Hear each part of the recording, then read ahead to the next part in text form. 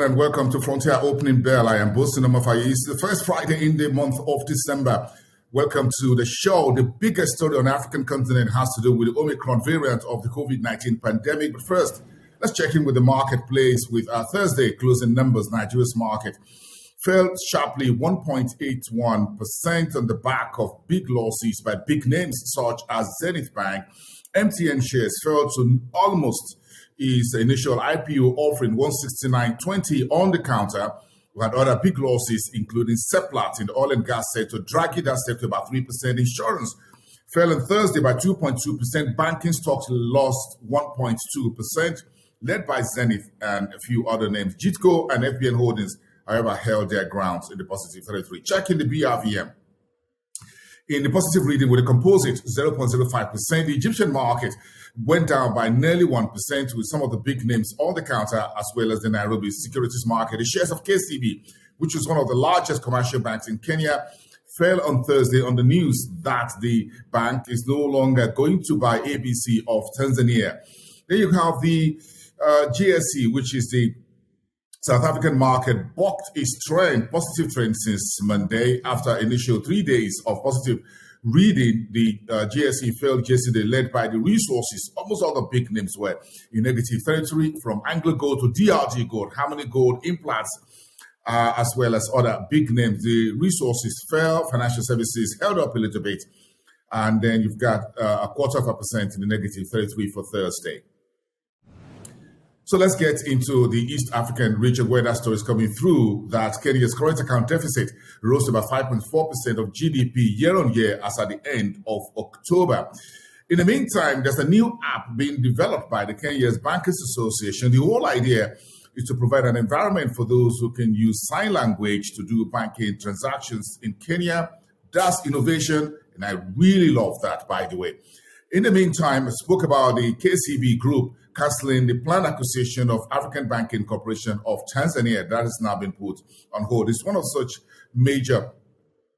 a rare deal, because other deals by Equity Bank and a few others had actually gone through within the region. We'll get more into that. Centum Investment posted 425 million shillings operating profit for its half year 2021-2022, while Rwanda and the DR Congo have committed to boost trade via transportation.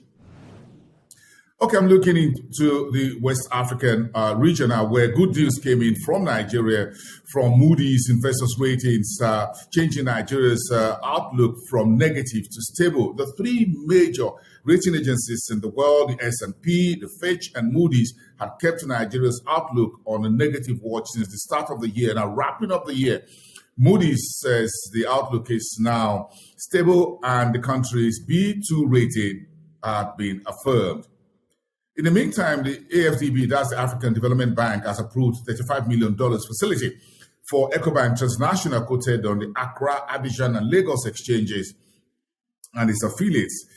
And we're counting down to December the 13th, when Nigeria's Communications Commission is auctioning 3.5G spectrum to the Nigeria's telecom space. Three of the biggest names are there: MTN Nigeria, which is currently with an IPO on the street, Airtel Africa, and Mafab Communications. Those are the three bidders have been approved for that transaction. Nigerian government is looking to rake in almost ₦1 trillion from that particular spectrum auction. Keep your eye on that. There's a mock auction on the 10th, then the real auction will take place on the 13th. And finally, Airtel Africa says it's completed the minimum a buyback of Airtel Nigeria for the sum of 61 billion local currencies.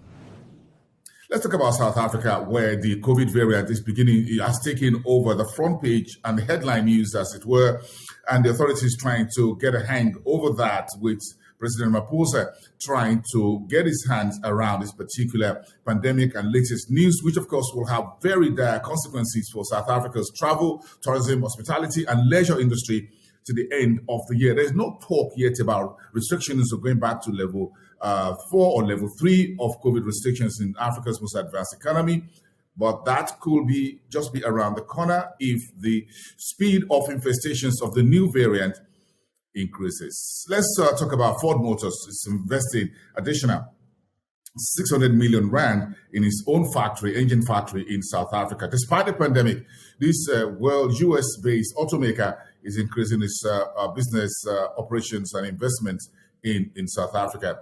And a fashion retailer, TFG, says it's buying the online shopping platform Quench.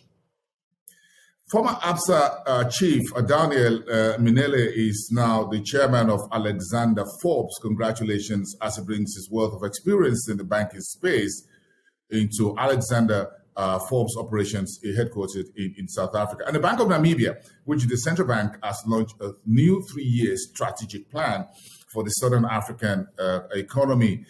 In the meantime, Air Zambia is looking to buy new planes in the footsteps of some of the neighbors in East African community and expand its routes in a recapitalization drive. The national airline of Zimbabwe has become the latest in African airlines after Air Mauritius, Air Tanzania, and others, including Kenya Airways and South African Airways, back in the sky, starting Nigerian routes in the next couple of days. December 5th to be precise, in just around the weekend.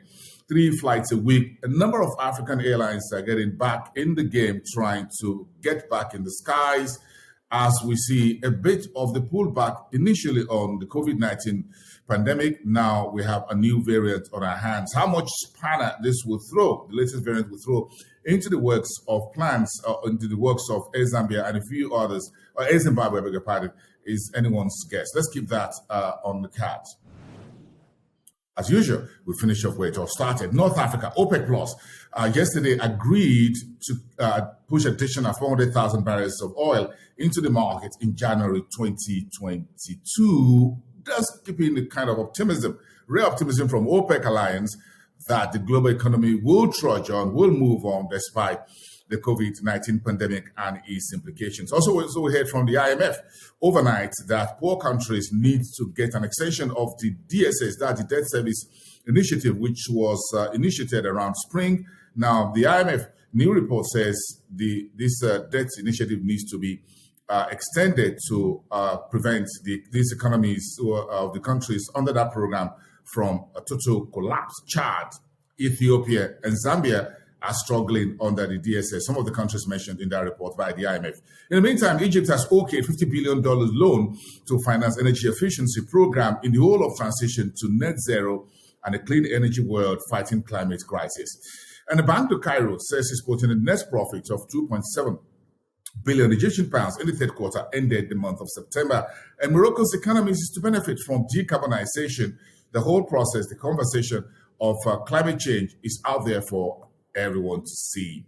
On a final note, Tunisia's budget deficit slowed to about 3.8 billion dinars in the month of September. That's the 9-month report coming through you. And that's about it for this Friday on Frontier Opening Bell. I am Boason Omofaye. Thanks for watching. I'll see you next time. Go online, check up on our YouTube, and follow up on our previous programs and our daily shows.